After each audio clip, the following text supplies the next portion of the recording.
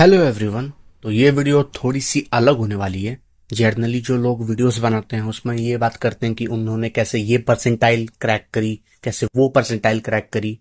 पर इस वीडियो में मैं ये बताने वाला हूँ कि कैसे मेरे फिजिक्स में -2 आए। बेसिकली ये वीडियो मेरी गलतियां हैं, क्या गलतियां मैंने अपनी प्रिपरेशन में करी थी जिसकी वजह से मुझे जेई एडवांस में -2 नंबर आए फिजिक्स में। ऑल्दो सबसे ज्यादा परसेंटाइल मेरी फिजिक्स में आई थी जेई मेन में, और जेई एडवांस में इसका उल्टा हो गया। मैं अगर सही बताऊं ना तो मैंने अपनी जो प्रिपरेशन है वो कब स्टार्ट करी थी, तो मैंने मई मिड में स्टार्ट करा था। 11th में मुझे कुछ नहीं पता था जेई के बारे में, कुछ भी इन सब चीजों के बारे में मेरे को भनक तक नहीं थी। तो जब गर्मी की छुट्टी हो रही थी मई मिड में, तो उस समय मुझे पता चला, मेरे क्लासमेट्स ने बताया कि भाई ये एग्जाम होता है, इसे ऐसे ऐसे कॉलेजेस मिलते हैं। तो उस समय मुझे पता चला कि हाँ जेई भी कुछ होता है। तो फिर बस वही यूट्यूब पे गया, पता करा कि क्या कैसे है, और मेरे को अच्छा लगा तो मैंने कहा चलो इसकी तैयारी करते हैं, ये थोड़ा अच्छा होगा फ्यूचर के लिए। तो उस समय मैंने तैयारी शुरू करी थी और मैं लक्ष्य 2025 से तैयारी करता था, टेलीग्राम से पढ़ता था। क्योंकि उस समय मुझे डाउट था यार ऑनलाइन को लेकर, क्योंकि ऑनलाइन मैंने आज तक पढ़ा नहीं था। तो डाउट था कि कैसा पढ़ाएंगे, सही से पढ़ाएंगे कि नहीं पढ़ाएंगे, कि पैसा लेके भाग नहीं जाएंगे। क्योंकि भाई मैं लिटरली उससे पहले कभी ऑनलाइन पढ़ा नहीं था, मैं ऑफलाइन ही हमेशा पढ़ता था। तो वो कभी मैंने माहौल को देखा ही नहीं था, तो उस वजह से मुझे डाउट था। ऑल्दो मैंने बाद में बैच ले लिया था तो उससे भी मैं फॉलो करने लग गया, पर कम से कम मैंने अपना 80% 12th टेलीग्राम से ही निकाला था। तो देखो हुआ क्या कि अगर मैं थ्योरी की बात करूं तो थ्योरी मेरी गुड लेवल पे है भाई। ये एक बहुत अच्छी चीज है कि थ्योरी मेरी अच्छी से हो रखी है। पर जहां बात आती है प्रैक्टिस की, तो मैंने बहुत ही कम प्रैक्टिस करी थी भाई, बहुत कम प्रैक्टिस। जर्नली आइडियली होना क्या चाहिए था, लेक्चर देखा, लेक्चर देखने के बाद उसकी डीबीपीज लगानी चाहिए थी, पर मैं वह डीबीपीज ही नहीं लगाता था। तो डीबीपीज में लगाता ही नहीं था, और डीबीपीज नहीं लगाता था, होमवर्क नहीं करता था। और एक गलती और जो है कि मैंने पीवाईक्यूज को एंड में करा। एंड में मतलब दिसंबर के टाइम पे मैं पीवाईक्यूज कर रहा था। अब दिसंबर के टाइम पे आप कैसे पीवाईक्यूज कर सकते हो भाई, फिजिक्स में 30 चैप्टर्स हैं, तो कैसे आप फिजिक्स के 30 चैप्टर्स में ठीक ठाक पीवाईक्यूज कर लोगे, मैथ के 30 चैप्टर में ठीक ठाक पीवाईक्यूज कर लोगे, केमिस्ट्री के चैप्टर्स में ठीक ठाक पीवाईक्यूज कर लोगे, हो ही नहीं सकता ऐसा ना। तो पीवाईक्यूज मैंने एंड में करा, ये भी एक बहुत बड़ी गलती थी। जेई एडवांस के क्वेश्चंस मैं नहीं करता था। देखो जेई एडवांस के क्वेश्चंस करने चाहिए, क्योंकि उसमें मल्टीपल कॉन्सेप्ट लग रहे होते हैं, कैलकुलेशन आपकी टेस्ट हो रही होती है, तो वो आपको ना एक अच्छा रिवीजन दे देता है और आपको एक अंदाजा लग जाता है कि आपकी सोचने की कैपेबिलिटी कितनी है इन क्वेश्चंस को लेके। तो मैं लगाता नहीं था, क्योंकि एक रीजन था कि वो मुझे अपना औकात बताता था। तो इस वजह से मैं एडवांस के क्वेश्चंस नहीं लगाता था, क्योंकि वो मुझे बहुत ज्यादा डीमोटिवेट करता था। तो ये भी एक बहुत बड़ी गलती है। और अगर मैं टेस्ट की बात करूं तो भाई मैंने अपने पूरे 12th में केवल 2 टेस्ट दिए हैं जेई के, केवल 2 टेस्ट, ठीक है। उसमें एक टेस्ट था फुल सिलेबस जो कि मैंने दिसंबर के टाइम पे दिया था, और एक टेस्ट था जो मैंने सितंबर के टाइम पे दिया था। ये बहुत बड़ी भाई गलती थी मेरी, बहुत बड़ी गलती। सितंबर के टाइम पे जब मैंने अपना टेस्ट दिया था तो उस समय भाई मैं बहुत ज्यादा डिमोटिवेट हो गया था कि यार हो ही नहीं रहा टेस्ट, क्योंकि उस समय मेरे बहुत ही कम नंबर आए थे। और दिसंबर के टाइम पे जब मुझे टेस्ट दिया था तब तो भाई कॉन्फिडेंस की धज्जियां उड़ गई थी। उसके बाद मेरे को हिम्मत ही नहीं हुई कि मैं टेस्ट दोबारा दूं। तो ये एक बहुत बड़ी गलती थी, मुझे टेस्ट देना चाहिए था। इससे मेरी क्या होती कि मेरी टाइम बाउंड प्रैक्टिस होती और मैं एक हैंडल करता प्रेशर को कि हाँ मुझे 3 घंटे के अंदर 75 क्वेश्चन करने हैं। और बहुत सारी भाई टेक्निक्स होती हैं, हमें अपने वीक पॉइंट पता चलते हैं कि हाँ यहाँ पे हम अटक रहे हैं, ये थ्योरी हमें अच्छे से अभी क्लियर नहीं आ रही है दिमाग में। तो वो सब पॉइंट्स मुझे टेस्ट से ही पता चलते हैं। और बेसिकली जो मेरा फर्स्ट मेजर टेस्ट था ना वो जेईई मेन 1 था। समझ रहे हो भाई किस लेवल का मेरा डेडिकेशन था इस एग्जाम को लेके। उस टाइम पर नहीं था भाई डेडिकेशन। इसके 2-3 रीजन है कि स्कूल से जब मैं आता था तो मैं बस लेक्चर्स देखने लगता था, और लेक्चर्स देखते देखते भाई रात हो जाती थी, 8:30 बज जाते थे, 9 बज जाते थे। 3 लेक्चर देखने होते थे मुझे स्कूल से आके, और स्कूल से मैं करीबन 3:30-4 बजे आता था। तो डीपीपीएस में कभी कर ही नहीं पाया, होमवर्क में कभी कर ही नहीं पाया। संडे के दिन मैं 11 के लेक्चर्स देखने लग जाता था, अपना बैकलॉग क्लियर करने लग जाता था, तो उससे भी मेरी प्रैक्टिस छूट रही थी। इस वजह से मेरी प्रैक्टिस हो ही नहीं। मैंने बेसिकली लिख लिया है कि मेरी गलतियां क्या थी, और उसका मैंने यहाँ पे सॉल्यूशन भी लिख लिया कि उसका सॉल्यूशन क्या है। तो पहले बात करते हैं कि मेरी गलतियां क्या थी मोटा माटी। सबसे पहली गलती भाई लैक ऑफ प्रैक्टिस। मैंने बहुत कम क्वेश्चंस किए थे, ये बहुत बड़ी गलती है।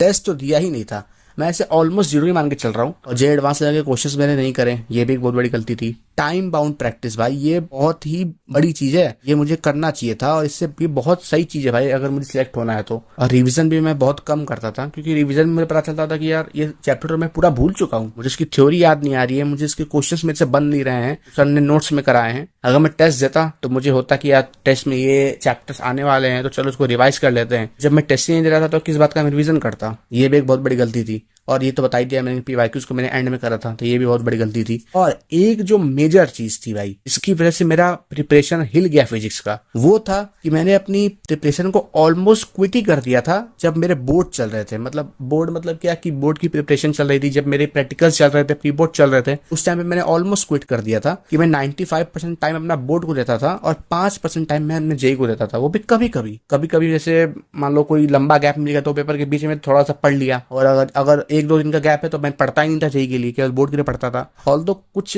पैरामीटर्स में वो भी मेरा सही डिसीजन था, पर मुझे उस समय पढ़ना चाहिए था। बेसिकली मैं कह सकता हूँ कि मेरी प्रिपरेशन ही छूट गई थी भाई, मैं ढंग से भाई मैनेज नहीं कर पाया, मेन बात ये है। और भाई एक बहुत बड़ी गलती कि मैं आवारागर्दी में उतर गया था। आवारागर्दी इन द सेंस की दोस्तों के पास ज्यादा मैं टाइम पास करता था, बातें करता था, और डेली मेरे 2-3 घंटे केवल इसी बात पे चले जाते थे। मैंने अपनी गलतियां बता दी। अब बात करते हैं कि क्या मेरी अच्छी चीज थी जो मैंने करी 12th में। सबसे अच्छी चीज की भाई मैं कंसिस्टेंट था केवल लेक्चर्स में। बड़ी मतलब बहुत ही घटिया चीज है, पर मुझे एक हैबिट लग गई थी कि हाँ मैं कंसिस्टेंट रह पा रहा हूँ, इस वजह से मेरा फोकस इंप्रूव हुआ, मैं कंसिस्टेंट रह पाया और मैं अपने समय को थोड़ा सा यूटिलाइज कर पाया कि हाँ इस समय को थोड़ा सा बर्बाद नहीं करते हैं, क्लासेस ही लेते हैं पर कुछ ना कुछ करते रहते हैं। तो ये भी एक अच्छी चीज थी। और दूसरी चीज कि मैंने हर चैप्टर के भाई प्रॉपर नोट्स बनाए हैं। जब भी मुझे रिवीजन करना होता है भाई बहुत ज्यादा हेल्प करता है। कुछ चैप्टर जो मेरे वीक रह गए हैं पर उसके नोट्स मेरे पास हैं, अब मैं जब उसके लेक्चर्स लूंगा प्रयास वाले से तो उसमें मुझे नोट्स बनाने नहीं है, केवल थोड़ा बहुत जो भी मुझे थोड़ा बहुत सही करना रहेगा या एड ऑन करना रहेगा तो वो मैं कर सकता हूँ। तीसरी चीज की भाई मैंने शॉर्ट नोट्स बनाए थे। मुझे अभी 11 जनवरी के टाइम जो चल रहा था, जब मकर संक्रांति भाई बीत चुका था और जेईई मेन फर्स्ट आने ही वाला था, भाई मैं क्या शॉर्ट नोट्स रिवाइज कर रहा था, क्योंकि नोट्स इतने लंबे लंबे बन रखे हैं। 2-2 पियां मेरी भर चुकी हैं फिजिक्स की केवल नोट्स से। भाई शॉर्ट नोट्स ही मुझे उस समय बचाया था और उससे बहुत ज्यादा मुझे हेल्प मिला, तो ये भी एक अच्छी चीज है। और सबसे जो बड़ी चीज है ना भाई कि मैंने 75% का क्राइटेरिया पूरा कर लिया। और वैसे मेरा जब रिजल्ट आया था, मेरा उस समय आया था कि 74.2% बन रहे थे, और जब मैंने रीवैल्यूएशन को डाला तो मेरा 76.8 बन गया भाई, मेरे 14 नंबर बढ़ गए। उस वजह से मेरा 75 का क्राइटेरिया पूरा हो गया। तो भाई ये बहुत सही चीज है कि मुझे इंप्रूवमेंट के चक्कर में नहीं पड़ना है। और एक चीज की मेरा भाई थ्योरी क्लियर है और फिजिक्स मेरा बहुत हद तक हो रखा है थ्योरी लेवल पर, मुझे बस प्रैक्टिस करनी है। और मेरे केवल 2 चैप्टर बचे हुए हैं भाई, रोटेशन बचा हुआ है आधा और वेव्स बचे हुए हैं, तो वो 2 चैप्टर जब मेरे हो जाएंगे तो मेरा फिजिक्स खत्म हो जाएगा ऑलमोस्ट।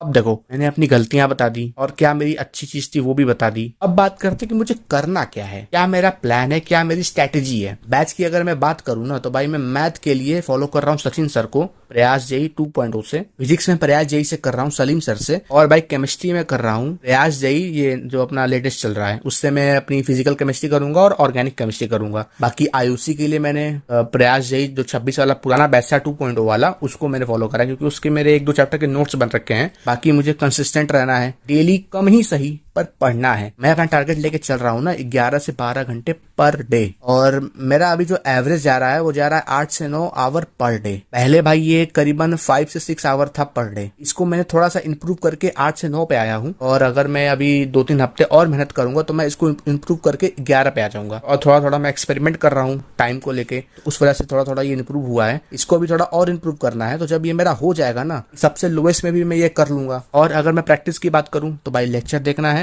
उसके बाद डीबीपीस लगानी है और होमवर्क करना है तुरंत। मतलब जहां लेक्चर खत्म हुआ 5-6 मिनट का ब्रेक लेके तुरंत मुझे उसे अटेम्प्ट करना है, थोड़ा सा मेरा क्वेश्चन प्रैक्टिस हो जाए। उसके बाद जो क्लास के प्रॉब्लम्स है उसको रीट्राई करना है। फिर मैंने टारगेट रखा है कि मॉड्यूल को मैं 60 से 70% पर चैप्टर सॉल्व करने वाला हूँ। बाकी ये मेरा मिनिमम है कि मुझे इतना करना है, अगर फिर टाइम बच गया मिल गया तो फिर मैं आगे भी कर सकता हूँ। और जेईई मेन के मुझे पीवाईक्यू करने हैं 70+ पर चैप्टर में, और जेईई एडवांस के जितने मेरे से हो पाए उतना मैं करने वाला हूँ। कि अभी जितने भी दिन बचे हुए हैं ना उसमें मैंने टारगेट करा है कि मुझे 70 से ज्यादा मॉक टेस्ट देने हैं, कम से कम मुझे 10 फुल सिलेबस के मॉक टेस्ट देने हैं और 5 एडवांस लेवल के मॉक टेस्ट देने हैं। तो ये मेरा टेस्ट को लेकर टारगेट हो गया। और मैंने टारगेट करा है कि मैं 2 सब्जेक्ट को रिवाइज करूंगा डेली। जैसे मान लो आज मैंने फिजिक्स केमिस्ट्री कर लिया, अगले दिन मैं केमिस्ट्री मैथ कर लूंगा और उसके अगले दिन मैं मैथ फिजिक्स कर लूंगा। तो ऐसे मुझे 2 सब्जेक्ट अल्टरनेट डे पे करते रहना है। और भाई मुझे अब डिस्ट्रैक्शंस में नहीं फंसना है। अब मैं अपने फ्रेंड्स के साथ टाइम पास नहीं करने वाला, और घर के भी जो थोड़े काम होते हैं जिसमें मेरा बहुत ज्यादा समय चला जाता है 2 से 3 घंटे, उसको भी मैं अवॉइड करने वाला हूँ। मोबाइल भी मैं कम चला रहा हूँ, तो वो भी एक चीज है। गाने भी भाई लगभग मैंने सुनने कम ही कर दिए हैं। और मैं स्ट्रेटेजी के डोपामिन में नहीं फंसने वाला कि मैं वीडियोस देख रहा हूँ क्या स्ट्रेटेजी है। ये मेरी फाइनल स्ट्रेटेजी है, और मैं अपनी स्ट्रेटेजी को अब चेंज नहीं करने वाला। ये मेरी खुद की स्ट्रेटेजी है, और इसी को मैं फॉलो करूंगा 180 दिन। इस साल मुझे अपना पूरा देना है, मुझे बहुत मेहनत करना है, तभी भाई मैं सिलेक्ट हो पाऊंगा। बाकी अगर तुम लोग को ये वीडियो अच्छी लगी हो, लाइक कर देना, और भाई प्लीज सब्सक्राइब कर देना यार। मुझे 1000 सब्सक्राइबर इस मंथ में पूरा करना है। मिलते हैं अगले वीडियो में। Bye bye.